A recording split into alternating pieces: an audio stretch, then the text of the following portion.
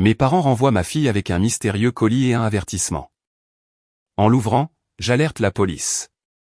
Mon ami Raphaël et un agent arrivent. Mon mari, de retour, pâlit voyant la personne à mes côtés et lance « Qu'est-ce qu'il fait ici ?» Je m'appelle Claire Dubois. J'ai 36 ans et j'ai appris qu'un cadeau peut avoir l'air magnifique à l'extérieur et pourtant contenir quelque chose d'assez cruel pour changer une famille à jamais. Cet après-midi-là, ma fille est rentrée beaucoup plus tôt que prévu. J'ai entendu la porte d'entrée s'ouvrir, puis un petit son provenant du couloir. Pas un cri, pas même un sanglot. Juste ce genre de respiration saccadée qu'un enfant fait quand elle essaie trop fort d'être courageuse. Quand je me suis retourné, elle se tenait là, son manteau d'hiver encore sur elle, les yeux gonflés d'avoir pleuré, et une boîte emballée dans du papier argenté pressée contre sa poitrine. Elle n'a pas couru vers moi en premier. Elle a tendu la boîte comme si elle était trop lourde pour ses petites mains, même si elle était à peine plus grande qu'une boîte à chaussures. J'ai demandé ce qui s'était passé, mais elle a seulement secoué la tête et chuchoté qu'on lui avait dit de me la donner et de ne pas me laisser réagir de manière excessive. C'est à ce moment-là que mon estomac s'est noué. Mes parents avaient jugé mon mariage, mon travail, ma maison et presque tous les choix que j'avais faits. Mais utiliser mon enfant comme messagère était différent. Je l'ai assise sur le canapé, j'ai vérifié son visage, ses bras, ses mains, et je lui ai promis qu'elle était en sécurité. Puis j'ai ouvert la boîte. Au début, je ne pouvais pas comprendre ce que je voyais. Puis j'ai aperçu les morceaux déchirés, les marques rouges, la note pliée en dessous, et quelque chose de caché à l'intérieur qui n'aurait jamais dû être près d'un enfant. J'ai attrapé mon téléphone avant même d'appeler mon mari. Au moment où ma meilleure amie est arrivée, un agent était déjà entré dans mon salon. Et juste au moment où je pensais que le pire avait été découvert, mon mari est rentré, s'est figé dans l'embrasure de la porte, et a fixé la personne debout à mes côtés. Son visage est devenu pâle alors qu'il disait « Qu'est-ce qu'il fait ici ?» Pour comprendre pourquoi je n'ai pas traité cette boîte comme un simple malentendu familial, vous devez comprendre d'où je venais. De l'extérieur, mon enfance semblait parfaitement normale. Nous avions une maison propre dans un quartier tranquille aux environs de Tours, dans le Val-de-Loire.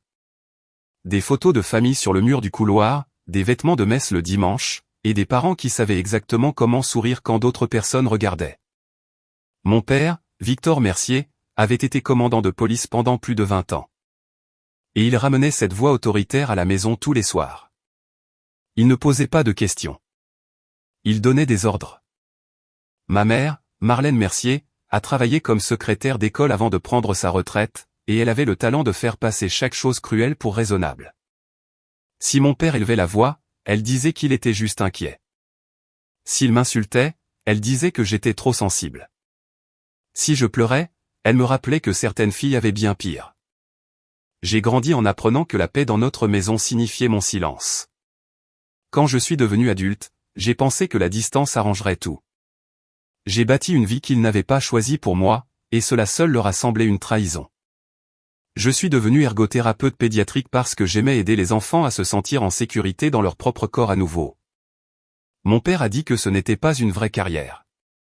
Il voulait que je fasse du droit, que j'épouse quelqu'un avec un titre, et que je reste assez près pour qu'il puisse garder un œil sur chaque décision que je prenais. Quand j'ai épousé Étienne, mon père a agi comme si j'avais gâché ma vie.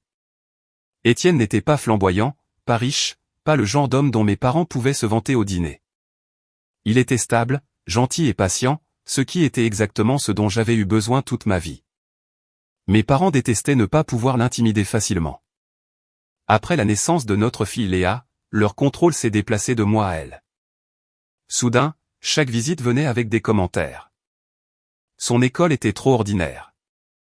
Ses vêtements étaient trop décontractés. Son heure de coucher était trop flexible. Ses cours de dessin étaient une perte de temps. Ma mère souriait à Léa et disait des choses douces, puis me chuchotait que je l'élevais à être trop douce. Mon père aimait dire « un enfant a besoin de structure ». Mais ce qu'il voulait vraiment dire, c'était l'obéissance. Quand Léa a eu 6 ans, j'avais réduit les contacts avec eux autant que possible sans déclencher une guerre. Ils pouvaient la voir pendant les vacances, parfois pour les anniversaires, toujours avec moi ou Étienne à proximité. Ils n'étaient jamais autorisés à la prendre pour la nuit. Ils n'étaient jamais autorisés à la chercher à l'école, et ils n'étaient jamais autorisés à la discipliner. Pendant un certain temps, cet arrangement a fonctionné, principalement parce que mes parents tenaient encore à avoir l'air de bons grands-parents. Puis Étienne a reçu une offre d'emploi à Bordeaux. C'était le genre d'opportunité pour laquelle les familles prient. Meilleur salaire, meilleur horaire, un quartier plus sûr près de bonnes écoles, et une chance pour Léa de grandir ailleurs sans mes parents nous surveillant constamment. Nous avons annoncé la nouvelle à mes parents lors d'un dîner dominical, pensant qu'ils seraient déçus mais polis. Ma mère est devenue silencieuse. Mon père a posé sa fourchette et a fixé Étienne comme s'il avait commis un crime. Puis il m'a regardé et a dit, « Tu n'as pas le droit de m'enlever ma petite fille juste parce que ton mari a eu de la chance. » Je me souviens de Léa se figeant sur sa chaise. Je me souviens d'Étienne cherchant ma main sous la table. Et je me souviens d'avoir réalisé que mon père n'avait pas dit notre fille. Il n'avait même pas dit ta fille. Il a dit ma petite fille. Comme si Léa était quelque chose qu'il possédait. J'aurais dû savoir alors que ce déménagement ferait ressortir le pire d'eux. Mais je voulais toujours croire que même mes parents avaient des limites. J'avais tort. Une semaine après ce dîner, mes parents ont changé si vite que cela semblait presque mis en scène. Ma mère a commencé à m'envoyer des SMS tous les matins avec de petits émojis en forme de cœur et des messages sur combien elle s'ennuyait de Léa. Mon père, qui ne s'excusait presque jamais de rien, a laissé un message vocal disant qu'il avait parlé trop durement et ne voulait pas que Léa se souvienne de lui comme d'un vieil homme en colère. Les mots sonnaient bien, mais quelque chose en eux me donnait la chair de poule. Mon père ne semblait pas désolé. Il semblait être quelqu'un qui essayait une nouvelle stratégie. Pourtant, Léa n'avait que 9 ans, et elle aimait l'idée d'avoir des grands-parents qui la voulaient. Elle ne connaissait pas l'histoire comme moi. Elle ne savait pas combien de fois j'avais pleuré dans ma chambre à coucher adolescente, pendant que ma mère se tenait derrière la porte, me disant d'arrêter d'embarrasser la famille. Léa savait seulement que sa grand-mère lui avait envoyé un nouveau carnet de croquis et que son grand-père avait demandé à voir ses derniers dessins par appel vidéo. Pendant 2 semaines, ils se sont comportés parfaitement. Ils ont posé des questions polies. Ils ont loué l'art de Léa. Ils ont dit à Étienne que Bordeaux semblait excitant. Ma mère a même dit qu'elle était fière de moi d'avoir bâti une vie qui donnait plus de choix à Léa. Celle-là a failli me convaincre parce que c'était exactement la phrase que j'avais voulu entendre toute ma vie. J'en ai parlé à ma meilleure amie, Raphaël Leroy, autour d'un café pendant ma pause déjeuner. Raphaël me connaissait depuis l'université, à l'époque où je croyais encore pouvoir gagner l'approbation de mes parents en étant parfaite. Maintenant, elle travaillait comme parajuriste dans un cabinet d'avocats spécialisé en droit de la famille et elle avait cette façon calme et prudente de parler qui venait du fait d'avoir vu trop de familles se détruire mutuellement par un contrôle déguisé en amour. Quand je lui ai dit que mes parents voulaient soudainement un brunch d'adieu pour Léa avant que nous ne déménagions, elle ne m'a pas dit quoi faire. Elle a juste demandé, quelles limites sont écrites? Cette question est restée avec moi. Alors j'ai tout écrit clairement. Léa rendrait visite pendant 2 heures un dimanche après-midi. Ma mère la chercherait et la ramènerait à la maison. Léa garderait son téléphone dans la poche de son manteau. Pas d'arrêt surprise. Pas d'autres adultes dont je n'étais pas au courant. Pas de conversation sur le tribunal, la garde, ou d'essayer de convaincre Léa de ne pas déménager. Ma mère a accepté toutes les conditions par SMS. Mon père a envoyé un emoji pouce levé, ce qui était tellement inhabituel pour lui qu'Étienne l'a lu 2 fois et a dit « Je n'aime pas ça ». Je n'aimais pas ça non plus. Mais Léa était excitée. Elle a passé la nuit de samedi à dessiner notre future maison à Bordeaux.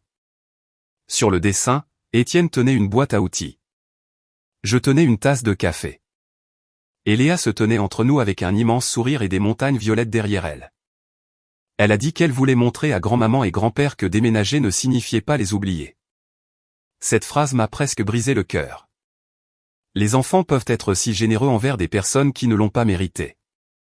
Le dimanche, ma mère est arrivée exactement à l'heure. Elle a serré Léa trop fort dans ses bras, a complimenté ses cheveux et m'a dit de ne pas m'inquiéter car il ne voulait qu'un après-midi paisible. Mon père est resté dans la voiture. J'ai regardé depuis le porche Léa grimper sur la banquette arrière avec son carnet de dessin sur ses genoux. Avant que la voiture ne s'éloigne, elle s'est tournée et m'a fait signe à travers la vitre. J'ai rendu son signe, essayant d'ignorer la sensation oppressante dans ma poitrine. Étienne était parti au bureau pour terminer les formalités de transfert pour Bordeaux, j'étais donc seul à la maison. J'ai gardé mon téléphone à côté de moi pendant que je pliais le linge et répondais aux emails. Au début, ma mère a envoyé une photo de Léa assise à leur table de cuisine avec une assiette de crêpes. Léa semblait un peu raide, mais elle souriait. J'ai répondu, ça a l'air amusant. S'il te plaît, rappelle-lui de m'envoyer un message si elle veut. Ma mère a répondu, elle va bien. 20 minutes plus tard, j'ai demandé comment ça allait. Ma mère a écrit, nous parlons juste. C'est à ce moment-là que je me suis levé de mon bureau. Nous parlons juste pouvait signifier n'importe quoi dans ma famille. J'ai appelé Léa, mais l'appel est allé sur la messagerie vocale.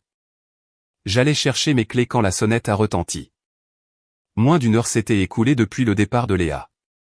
Quand j'ai ouvert la porte, elle se tenait là seule, en pleurs, avec une boîte argentée dans les mains. Pendant une seconde, je n'ai pas pu bouger. Mon cerveau a remarqué les détails avant de comprendre le danger. La fermeture éclair du manteau de Léa était de travers. Une de ses bottes était déliée. Son carnet de dessin avait disparu. Ses joues étaient mouillées. Et elle tenait cette boîte si fort que ses phalanges étaient devenues blanches. Derrière elle, la voiture de ma mère disparaissait déjà dans la rue. Elle n'avait pas raccompagné Léa jusqu'à la porte. Elle ne m'avait pas appelé. Elle avait déposé mon enfant en pleurs sur mon porche et était partie en voiture. J'ai tiré Léa à l'intérieur et j'ai fermé la porte à clé. Elle se tenait dans l'entrée comme si elle avait peur d'avancer, et cela m'a fait plus peur que les larmes. Léa était une enfant sensible, mais elle n'était pas dramatique. Elle ne pleurait pas pour attirer l'attention. Si elle tremblait comme ça, quelqu'un l'avait mise en danger. Je me suis agenouillé devant elle et j'ai gardé ma voix douce. J'ai demandé si quelqu'un l'avait touchée, si elle était blessée, si elle avait besoin d'un médecin. Elle a secoué la tête négativement. Mais ses yeux ne cessaient de revenir à la boîte. Finalement, elle l'a poussée vers moi et a chuchoté, « Ils ont dit que c'était pour toi. Ils ont dit de ne pas l'ouvrir avant que je ne rentre à la maison. » J'ai demandé, « Qui a dit ça ?» Elle a dégluti difficilement et a dit, « Papy. » Puis elle a ajouté, « Mamie a dit, tu pourrais être contrarié parce que tu n'aimes pas entendre la vérité. » J'ai senti quelque chose en moi se figer. J'ai pris la boîte et l'ai posée sur la table près du canapé, mais Léa a attrapé ma manche avant que je puisse l'ouvrir. Elle a dit, « Maman, il parlait de moi comme si je n'étais pas là. » Je me suis assise à côté d'elle, j'ai enroulé une couverture autour de ses épaules, et je lui ai dit qu'elle pouvait me raconter lentement. Elle a dit que le brunch avait commencé normalement. Des crêpes, du jus d'orange, des questions sur Bordeaux. Puis mon père a demandé si elle voulait vraiment déménager ou si Étienne et moi l'avions forcée à dire ça. Léa lui a dit qu'elle voulait être là où ses parents étaient. Mon père n'a pas crié, ce qui a en quelque sorte rendu la chose pire. Il s'est penché près d'elle et lui a dit que parfois les enfants ne savent pas quand leurs parents font des choix égoïstes. Ma mère a dit à Léa que rester près de la famille était plus important que de suivre un emploi. Léa a dit qu'elle avait essayé de changer de sujet en leur montrant le dessin qu'elle avait fait de notre nouvelle maison. C'est alors que mon père a cessé de sourire. Il a demandé pourquoi elle avait dessiné des montagnes au lieu de ses grands-parents. Léa lui a dit parce que le dessin parlait de Bordeaux. Ma mère lui a pris le carnet de dessin et lui a dit qu'elle était trop jeune pour comprendre à quel point elle blessait les gens. Puis mon père a quitté la pièce avec le carnet. Léa a dit qu'elle avait entendu du papier se déchirer depuis le couloir. Quand il est revenu, il tenait la boîte argentée. Ma mère avait déjà mis le manteau de Léa sur elle. Mon père a placé la boîte dans les mains de Léa et a dit, « Donne ça à ta mère. Dis-lui de ne pas réagir de manière excessive. Dis-lui que c'est ce qui arrive quand les gens oublient leur place. » Léa a commencé à pleurer dans la voiture, mais ma mère ne l'a pas réconfortée. Elle a seulement dit, « Ta mère a besoin d'un électrochoc. » Puis elle a déposé Léa sur le trottoir et est partie en voiture. Je voulais crier. Je voulais appeler ma mère et exiger des réponses. Mais Léa me regardait comme si ma réaction allait décider si elle était en sécurité. Alors, j'ai fait la chose la plus difficile qu'une mère puisse faire quand son enfant a été blessé. Je suis resté calme. J'ai dit à Léa qu'elle n'avait rien fait de mal. Je lui ai dit que les adultes ne devraient jamais utiliser les enfants pour transmettre des messages effrayants. Je lui ai dit que la boîte pouvait attendre qu'elle se sente prête. Elle a hoché la tête, mais elle continuait à la fixer. Puis elle a dit, « Je crois qu'il y a quelque chose de mauvais à l'intérieur. » J'ai envoyé un message à Raphaël d'une main. « Viens vite. Quelque chose est arrivé avec mes parents. » Puis j'ai déplacé la boîte sur le comptoir de la cuisine, loin de Léa, et j'ai pris une profonde inspiration. L'emballage était soigné, presque élégant. Du papier argenté avec un ruban blanc. Cela rendait la chose encore plus troublante. La cruauté ne devrait pas être emballée comme un cadeau. J'ai d'abord défait le ruban. Léa a enfoui son visage dans la couverture. J'ai retiré le papier. À l'intérieur se trouvait une boîte en carton blanc. Dessus était posée une note pliée avec mon nom écrit de la grosse écriture de mon père. Sous la note, j'ai vu du papier déchiré, des traces de marqueur rouge, et le coin du dessin de Léa. Puis j'ai entendu un léger bip provenant de l'intérieur de la boîte. Doux, régulier et inquiétant. J'ai dit à Léa de rester sur le canapé et de ne rien toucher. Ma voix semblait calme, mais mes mains tremblaient si fort que j'ai dû poser la boîte. J'ai pris des photos avant de déplacer le contenu parce que, quelque part au fond de moi, une partie pratique de mon cerveau savait que c'était une preuve. La première chose que j'ai retirée était le dessin de Léa, ou ce qu'il en restait. Mon père l'avait déchiré en lanières, puis avait replacé les morceaux dans la boîte comme un puzzle qu'il voulait que je souffre à assembler. La partie avec le visage d'Étienne était arrachée. La partie avec le mien avait du marqueur rouge sur la bouche. Le petit corps dessiné de Léa était entièrement découpé et placé au fond, séparé de nous. J'avais vu des comportements de contrôle toute ma vie, mais les voir dirigés vers mon enfant m'a brûlé la poitrine. Sous le papier se trouvait le lapin en peluche de Léa, celui qu'elle avait accidentellement laissé chez mes parents 3 mois plus tôt. Elle avait demandé après lui 2 fois, et ma mère avait dit qu'elle ne pouvait pas le trouver. Maintenant, il était dans la boîte, le ventre ouvert et recousu avec un épais fil noir. Du marqueur rouge avait été gribouillé autour des points de suture pour ressembler à du sang. J'ai entendu Léa faire un petit son derrière moi et j'ai tourné la boîte pour qu'elle ne puisse pas voir. C'est à ce moment-là que le bip est revenu. J'ai tenu le lapin plus près, j'ai appuyé doucement le long de la couture, et j'ai senti quelque chose de dur à l'intérieur. Raphaël est arrivé alors que j'utilisais des ciseaux de cuisine pour ouvrir les vilains points de suture. Elle a jeté un coup d'œil à mon visage et a refermé la porte derrière elle sans poser de questions. J'ai retiré un petit appareil noir pas plus grand qu'une clé de voiture. Raphaël l'a fixé et a dit, « Claire, ça ressemble à un traceur. » Pendant un instant, la pièce a chaviré.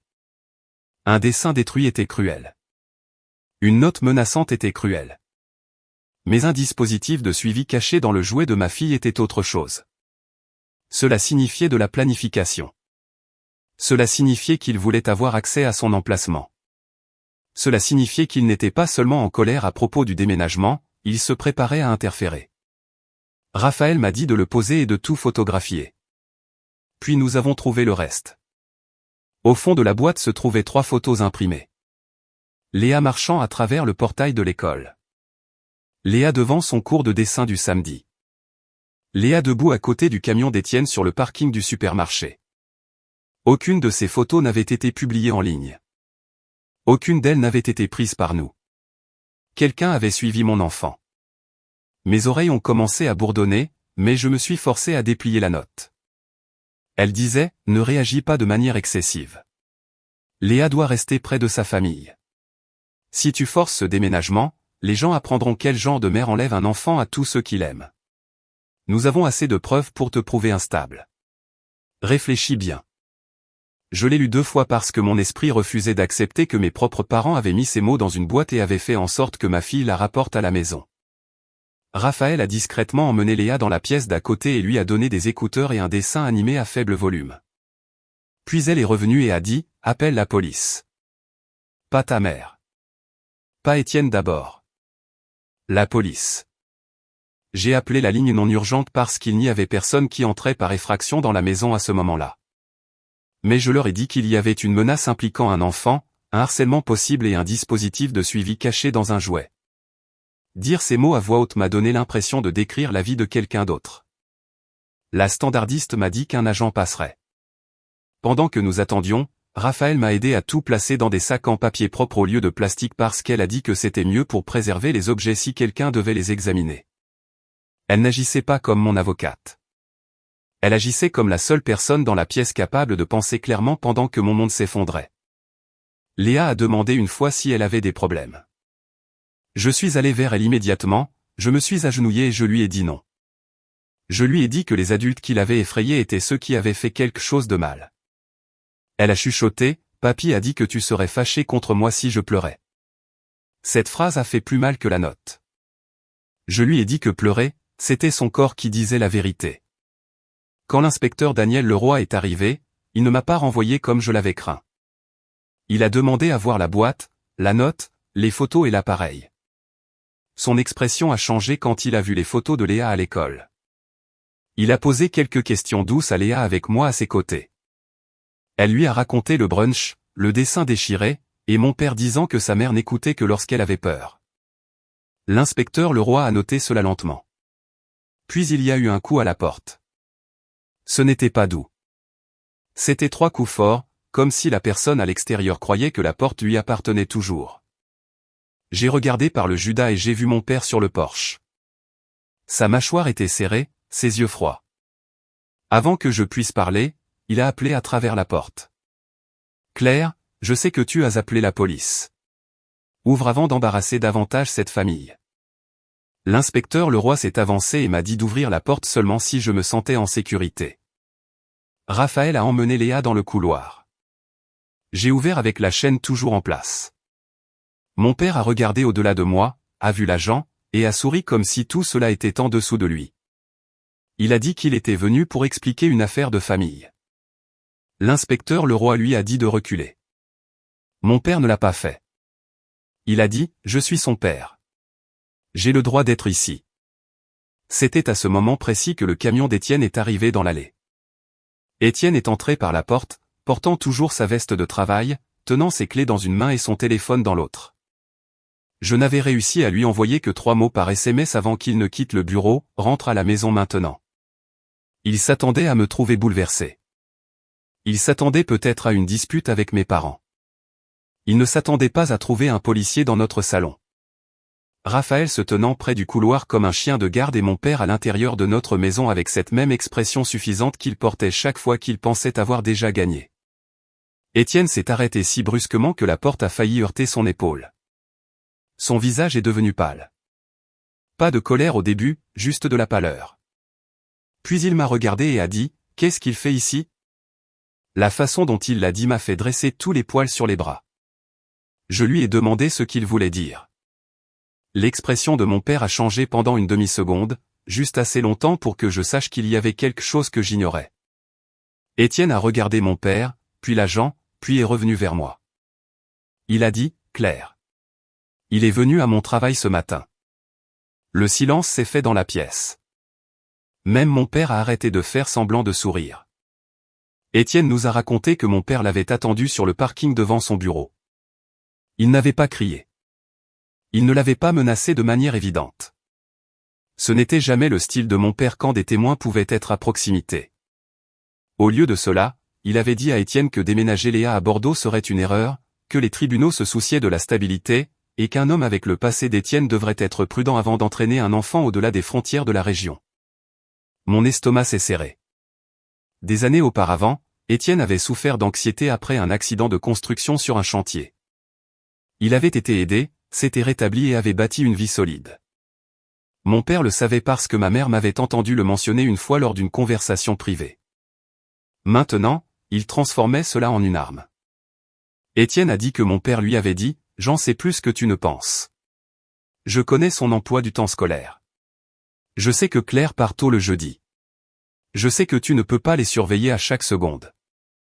Si tu forces ce déménagement, je m'assurerai que les bonnes personnes posent les bonnes questions. » Étienne ne me l'avait pas dit parce qu'il pensait que mon père essayait juste de l'effrayer. Il avait prévu de me le raconter cette nuit-là après que Léa se soit endormie. Mais maintenant la boîte était ouverte sur notre table et la menace n'était plus cachée derrière des mots prudents. L'inspecteur Leroy a demandé à Étienne de tout répéter lentement. Mon père a interrompu, disant que c'était ridicule, qu'Étienne exagérait, que tout le monde transformait l'amour en crime. Puis l'inspecteur Leroy lui a posé des questions sur le dispositif de suivi. Mon père a dit que c'était pour la sécurité. Il a dit que le monde était dangereux. Léa était jeune, et si ses parents étaient déterminés à faire des choix irréfléchis, quelqu'un de responsable devait anticiper. Je lui ai demandé pourquoi il l'avait mis à l'intérieur d'un animal en peluche et l'avait renvoyé à la maison avec des dessins déchirés et une note menaçante. Il m'a pointé du doigt et a dit, parce que tu n'écoutes pas, à moins que quelqu'un ne te choque pour que tu écoutes. Ma mère est arrivée 10 minutes plus tard, essoufflée et en pleurs avant même d'atteindre la porte. Elle a regardé l'agent, puis la boîte, puis moi, et pour une fois, elle a semblé réellement effrayée. Mais pas effrayée pour Léa. Effrayée des conséquences, elle a commencé à dire qu'il n'avait jamais eu l'intention de faire du mal à personne. Elle a dit que les photos étaient juste pour montrer qu'ils étaient impliqués. Elle a dit que les notes semblaient pires que ce qu'ils avaient voulu. Puis elle a commis l'erreur qui a tout changé. Elle a dit, nous voulions seulement vous effrayer suffisamment pour que vous pensiez clairement. Raphaël a fermé les yeux comme si elle ne pouvait pas croire que ma mère l'ait dit à voix haute. L'inspecteur Leroy l'a noté. J'ai regardé ma mère et j'ai demandé, vous vouliez m'effrayer en effrayant mon enfant?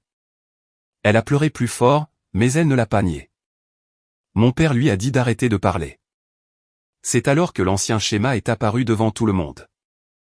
Il donnait des ordres. Elle cédait.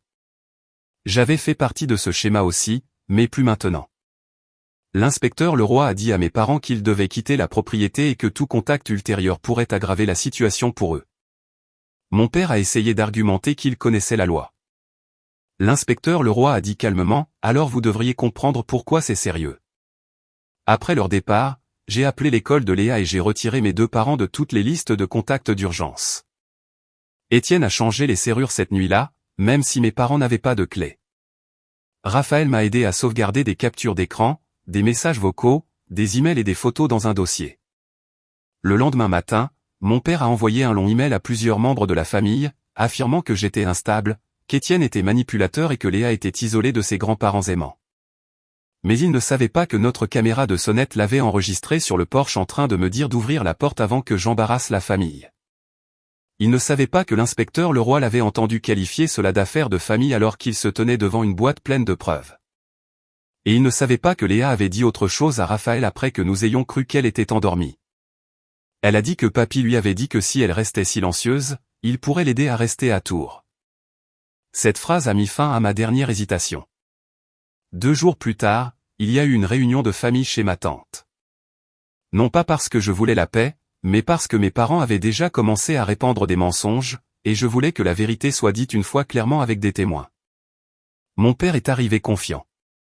Ma mère est arrivée l'air abattue. Étienne s'est assis à côté de moi. Raphaël est venu aussi. Pas en tant qu'avocate, mais en tant que personne qui avait vu la boîte avant que quiconque ne puisse prétendre que je l'avais inventée. Mon père a commencé par un discours sur les droits de la famille. Je l'ai laissé parler. Puis Étienne a diffusé l'enregistrement de la sonnette. Après cela, Raphaël a placé des photos imprimées de la boîte, de la note et du traceur sur la table. Personne n'a défendu mon père. Absolument personne. Le visage de mon père est devenu rouge. Il a claqué sa main sur la table et a crié, « C'est ma petite fille !» Je me suis levé, je l'ai regardé dans les yeux et j'ai dit, « Non, c'est mon enfant, et vous ne l'utiliserez plus jamais pour me contrôler. » Cette réunion a été la dernière fois que mon père s'est retrouvé dans la même pièce que Léa. Le lendemain matin, Étienne et moi avons déposé une demande d'ordonnance de protection temporaire avec l'aide d'un avocat local recommandé par Raphaël. Nous avons apporté tout. La note, les photographies, le dispositif de suivi, l'enregistrement de la sonnette, les captures d'écran des emails de mon père, la déclaration écrite de l'inspecteur Leroy, la déclaration d'Étienne concernant la menace sur le parking, et le plus douloureusement, le propre récit de ma fille de ce qui s'était passé au brunch. Je détestais que les mots de Léa fassent partie d'un dossier, mais je me suis rappelé que protéger un enfant signifie parfois documenter la vérité, même lorsque la vérité est douloureuse à lire. Le tribunal a accordé des restrictions temporaires pendant que l'affaire était examinée. Mes parents n'étaient pas autorisés à contacter Léa, à venir chez nous, à approcher son école, ou à envoyer des cadeaux par l'intermédiaire de proches. Je m'attendais à ce que ma mère supplie. Je m'attendais à ce que mon père rage. Ce que je n'attendais pas, c'est à quelle vitesse leur image parfaite a commencé à s'effondrer. Mon père avait passé des années à être le respectable ancien commandant, l'homme en qui les voisins avaient confiance, l'homme que les autres parents saluaient lors des événements scolaires. Mais les gens vous regardent différemment quand ils apprennent que vous avez caché un traceur dans le jouet d'un enfant. L'école de Léa a été prévenue immédiatement. Sa directrice a été gentille mais ferme. Mes parents ont été retirés de toutes les listes de ramassage, de toutes les listes d'événements, de tous les formulaires d'urgence. Un membre du personnel a reconnu la voiture de mon père sur les photos et a admis l'avoir vue garée près de l'école plus d'une fois, même si mon père n'avait aucune raison d'être là. Ce détail est également allé au dossier. Mon père a essayé de se sauver en disant qu'il ne faisait que veiller sur sa petite fille. Mais quand l'inquiétude ressemble à de la surveillance, ce n'est pas de l'amour. C'est du contrôle. Ma mère a tenté une approche différente. Elle a envoyé des messages par l'intermédiaire de proches disant qu'elle s'ennuyait de Léa, disant qu'elle avait subi des pressions, disant qu'elle n'avait jamais voulu que la boîte soit si effrayante. Pendant quelques heures, cela a presque fonctionné sur moi. Non pas parce que je la croyais, mais parce que les filles portent l'espoir plus longtemps qu'elles ne le devraient. Puis je me suis souvenu de Léa debout dans notre entrée, les mains tremblantes. Je me suis souvenu de ma mère s'éloignant en voiture sans vérifier si sa petite fille pouvait même respirer à travers ses larmes. Alors quand un proche m'a dit que ma mère avait le cœur brisé, j'ai dit qu'elle avait donné la boîte à mon enfant. Cela a mis fin à la conversation. Mon père a commis une dernière erreur 3 semaines avant notre déménagement. Il s'est présenté à l'école de Léa avec un bouquet de fleurs et un ours en peluche, disant au bureau d'accueil qu'il voulait seulement dire au revoir. Comme l'école avait été prévenue, ils ne l'ont pas laissé passer le bureau. Ils m'ont appelé, puis ont appelé la police. Il est parti avant l'arrivée des agents, mais l'incident a renforcé notre dossier et détruit la dernière de ses excuses. Après cela, même les proches qui avaient essayé de rester neutres ont cessé de me demander de lui pardonner. Ma mère a emménagé dans la chambre d'amis de ma tante pendant un certain temps, affirmant qu'elle avait besoin d'espace par rapport à mon père. Je ne sais pas si c'était une vraie culpabilité ou juste une autre tentative d'éviter les conséquences. Je sais seulement que je ne l'ai pas laissé voir Léa. Le pardon, s'il vient un jour, ne s'achètera pas avec des larmes. Il ne sera pas précipité parce que d'autres personnes se sentent mal à l'aise. Et il n'exigera jamais que mon enfant se tienne devant les personnes qui l'ont effrayé juste pour que les adultes puissent prétendre que la famille est entière. Nous avons déménagé à Bordeaux au début du printemps. Les premières semaines ont été difficiles. Léa sursautait chaque fois que la sonnette sonnait. Elle refusait de dormir avec des animaux en peluche dans sa chambre. Elle m'a demandé plus d'une fois si papy pouvait nous trouver. Chaque fois, je lui ai dit la vérité d'une manière qu'un enfant pouvait comprendre. J'ai dit, les adultes s'en occupent. Tu es en sécurité. Tu as fait ce qu'il fallait en me le disant. Nous lui avons trouvé un thérapeute qui travaillait avec les enfants, et lentement, petit à petit, Léa est redevenue elle-même. Étienne l'a aidé à construire un petit bureau d'artiste près de la fenêtre de sa nouvelle chambre. Je lui ai acheté un nouveau carnet de croquis, mais je ne lui ai pas demandé de redessiner notre famille. Cela devait être son choix. Un soir, environ 2 mois après le déménagement, je l'ai trouvée assise à son bureau avec des crayons de couleur éparpillés partout. Elle avait dessiné une maison avec des montagnes derrière, plus lumineuse que le premier dessin, et plus grande aussi. Étienne était dans le jardin, tenant un marteau. J'étais sur le porche avec une tasse de café. Léa se tenait entre nous, une main sur la porte d'entrée. Au-dessus de la porte, elle avait écrit « Seules les personnes en sécurité peuvent entrer ». J'ai pleuré silencieusement dans le couloir, non pas parce que le dessin était triste, mais parce qu'il était honnête. C'était la leçon que mes parents n'ont jamais comprise. La famille n'est pas un titre que l'on peut utiliser comme une arme. L'amour ne menace pas, ne traque pas, n'effraie pas et ne manipule pas. Le véritable amour donne aux enfants suffisamment de sécurité pour dire la vérité. Et la véritable parentalité signifie choisir la paix de votre enfant plutôt que votre propre peur du conflit. Ce qui nous est arrivé m'a appris que l'éducation n'est pas seulement ce que les enfants apprennent à l'école. C'est aussi la connaissance précieuse qu'ils acquièrent en observant les adultes poser des limites, dire la vérité et protéger les personnes vulnérables. Léa a appris ce jour-là que sa voix comptait. J'ai appris que maintenir la paix avec des personnes nuisibles peut coûter à un enfant son sentiment de sécurité. Et Étienne a appris que le silence, même s'il est destiné à protéger quelqu'un, peut laisser le danger dans l'obscurité trop longtemps. Nous ne sommes pas une famille parfaite, mais nous sommes une famille plus en sécurité maintenant. Mes parents voulaient utiliser la peur pour nous garder près d'eux. Au lieu de cela, la peur m'a montré exactement à quelle distance nous devions aller. Et si quelqu'un qui écoute s'est déjà entendu dire que poser des limites vous rend cruel, rappelez-vous ceci, les limites ne détruisent pas les familles saines. Elle révèle quelle relation dépendait de votre silence pour survivre.